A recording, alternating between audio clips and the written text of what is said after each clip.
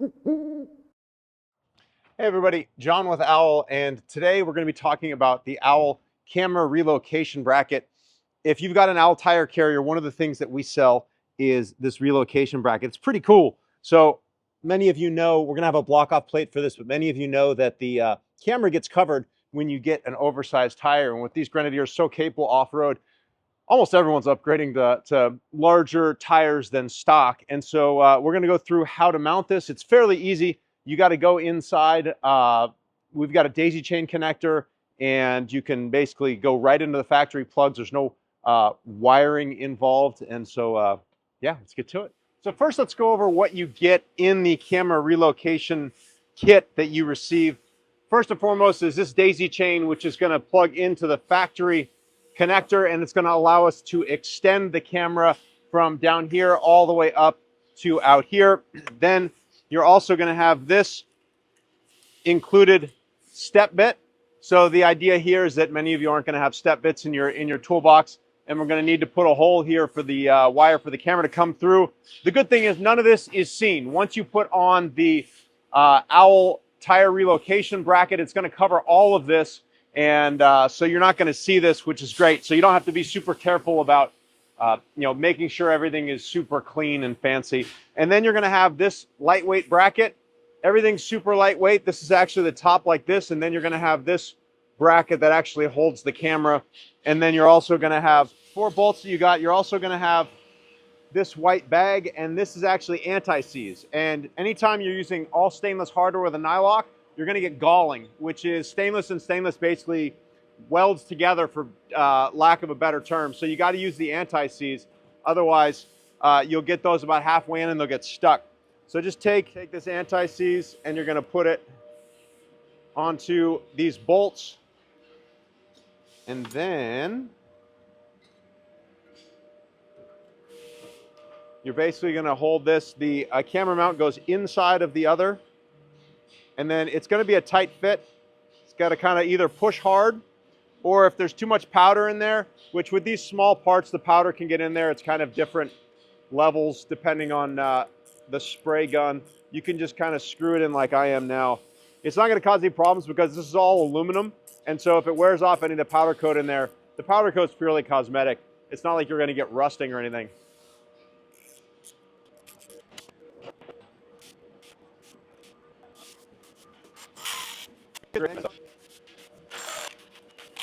When you tighten this down, you want to make sure there's a little bit of mobility in it.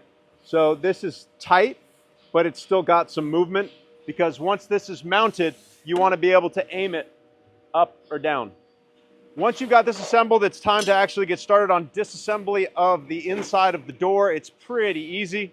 You got this fairly useless cubby. We actually sell a really cool GP Factor table that mounts here, but you're just going to pull all these bolts out. They're Torx size 30, so just take all those out.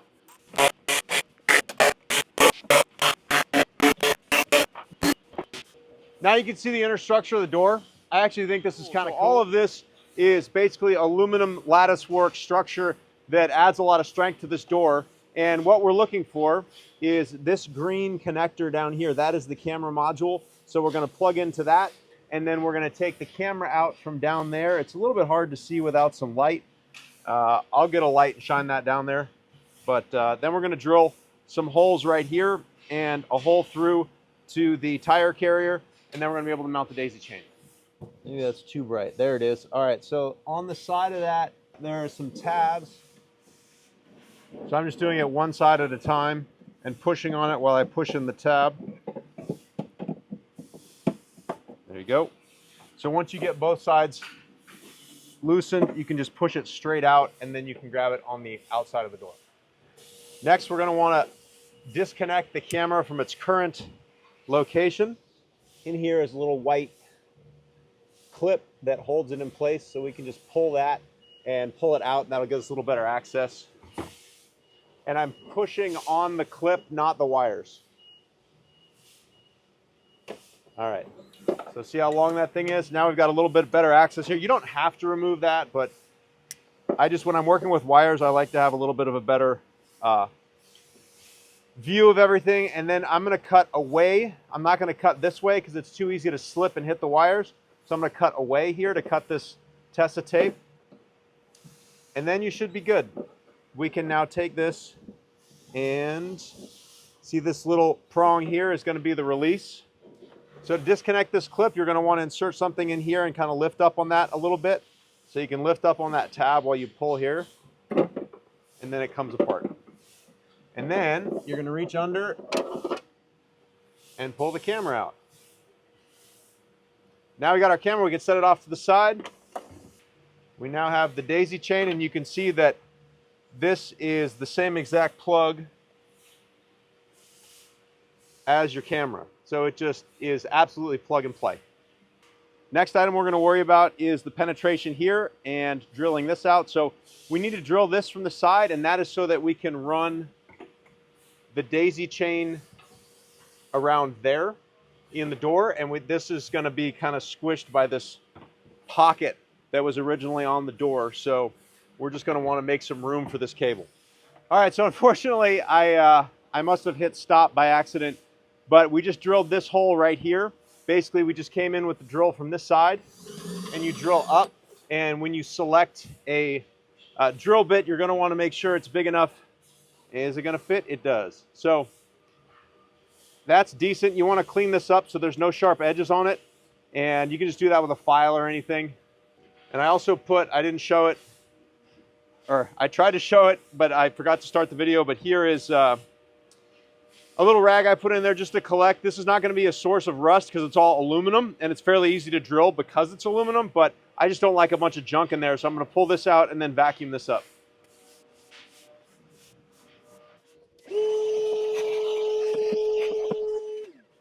The next item we have to do is actually drill through this, because that's going to allow the wire to go through. Now you do have this step bit, which we're going to use to widen the hole after we drill it, because you're going to want a wider hole. It makes it easier to get that wire through there.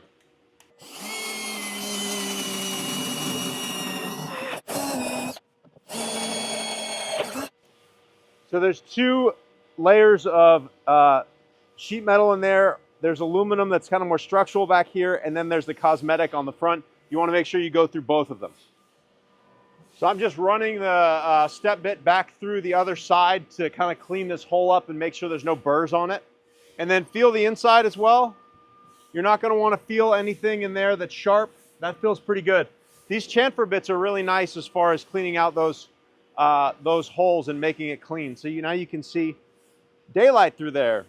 All right, so the next thing we got to do is drill out this bracket. I'm going to go ahead and drill that on the floor, and we're going to do the same exact thing that we did to the door. We're going to drill a hole, and then we're going to use our chamfer bit our step bit to widen that hole out. So what I like to do is drill it right at the point of that Grenadier logo.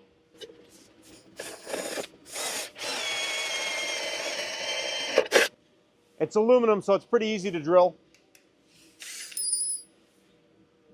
Then again, you're going to want to open this up, and the reason we're opening it up is just to make it easier to pass the cable through.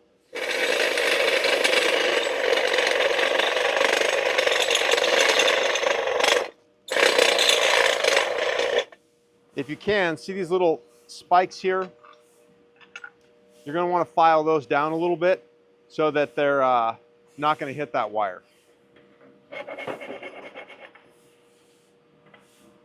And because they're aluminum, they come off really easy.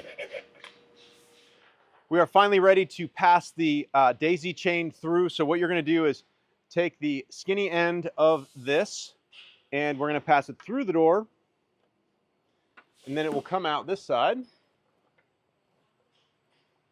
through that hole we made earlier, and then you're going to feed it down through this hole that we drilled. And then you're going to come down and connect it right in here. And you want to make sure that it clicks. So now you see that's connected and this is connected, and then what you can do if you want is just kind of tuck this off to the side. We'll go deal with that in a minute. You can also push this plastic thing back in. All right, so that's there. Now what we're going to do is put the outside tire carrier back on.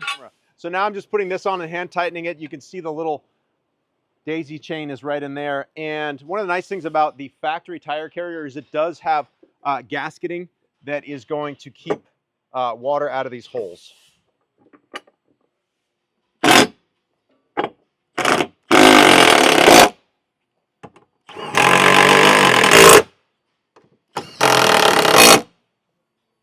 When you put that back on, there's red Loctite in there. That's what causes the resistance. It's not cross-threaded, just so you know.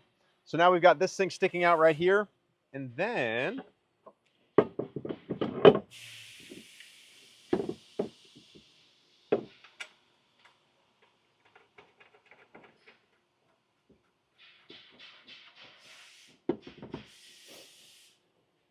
so I'm just putting one nut on there to hold it. And then we're going to take...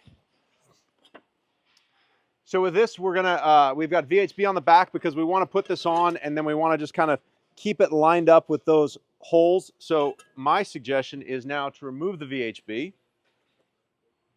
So then you're going to want to slide this over and line up those holes. So what I do is I put it close, and then keep in mind too, you got to run this through there. So then what I'll do is I'll actually, before I stick it down with the VHB, I'm going to put the lug bolts in, because this will ensure that it's lined up properly. So I'm just holding that bottom off and getting these top two lugs in. And then once we get we're sure those lugs are properly lined up, we can press this down. Then you can spin out your lugs and you know that it's aligned properly. And that's just going to hold this in place if you ever take the wheel off. And then what you can do is take your camera connector, and we're going to feed that through. Let me get you a better shot here. It's kind of hard to film both sides of the door at the same time. But now what you can do is kind of pull the slack on this side. So I'm pulling the slack on this side, and I'm pulling this camera back in. And you want to feed this slowly. You don't want to pull super hard. So once this gets here, you want to make sure you've got your camera facing the right direction. So it's got that bevel going down. So then we're just going to pop this into the bracket. Clicks right in. And once you put the tire on, this will be nice and straight. So now on this side, we've got a little bit of extra. So then what I'm going to do is just run a zip tie.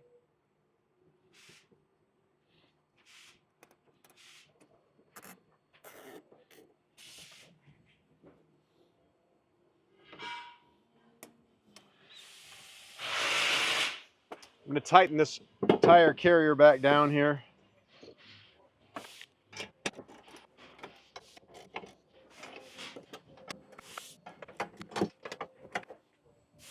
Now that everything's tight, you're pretty much good to go. It's a good time to check this. You can check it right when you plug it in, but we'll go ahead and fire this up and make sure we're seeing out the back of the vehicle. All right, here we go, the moment of truth. Foot on the brake. Put her in reverse. Hey, look at that. We've got a perfect view out the back. Now that we've got everything installed and everything's tight, it's time to grab a friend if you have them. I don't have them, but I do have coworkers. So I will. Now, there is a technique to doing this by yourself, which involves, I grab it right here and then I use my legs to hip it up onto the bumper and then lift it up, but it's just way easier with a friend. So the important thing here with your beautiful Owl wheels, which I'm sure you have, because why would you buy anyone else's wheels? They're not nearly as strong or Butamus.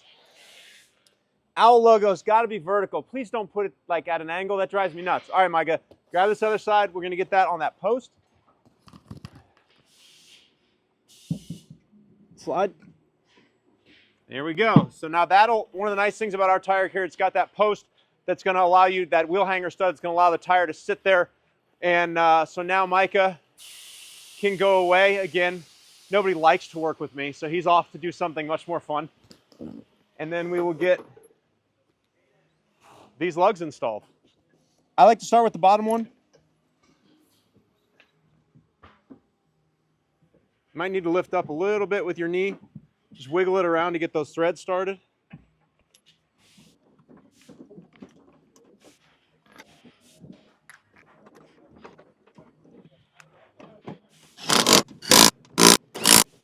Check out how cool that looks.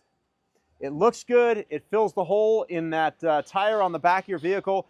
And no longer when you get in the car to back up, you're going to just see a big fat off-road tire, you're gonna see a perfect view out the back end. I know this was a little bit fiddly, and it's a fair amount of drilling and filing and all that stuff, so we're happy to install it for you, but I wanted to do an in-depth tutorial so that if you are someone who likes to work on stuff yourself, absolutely achievable. If you want more of our videos, you're welcome to subscribe to our YouTube channel. You can hit the notifications bell. That's going to let you know when we have more of these glorious, very informative videos. And outside of that, happy adventures.